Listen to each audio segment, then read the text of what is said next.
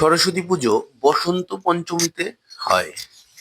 বাংলায় বসন্ত পঞ্চমীতে হলেও দক্ষিণ ভারতে নবরাত্রিতে বা বিদ্যারম্ভম হিসাবে পূজা হয়। সরস্বতী নামের মানে সরস অর্থাৎ প্রবাহ, সতী যিনি বহন করেন অর্থাৎ যিনি জ্ঞানের অবিরাম প্রবাহ বহন করেন। নবরাত্রি মানে নটা রাত। দক্ষিণ ভারতের অনেক রাজ্য, কেরালা, তামিলনাড়ু, কর্ণাটক, অন্ধ্রপ্রদেশ, এই নবরাত্রির শেষের দিকেই সরস্বতী পূজা হয়। আয়ুষ পূজা সরস্বতী পূজা নামেও পরিচিত। আয়ুষ মানে মন্ত্র বা উপকরণ।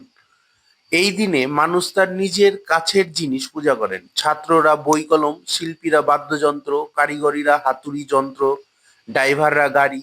বিশ্বাস করা হয় জ্ঞান ও দক্ষতার মধ্যেই ঈশ্বরের বাস। বিদ্যারম্ভ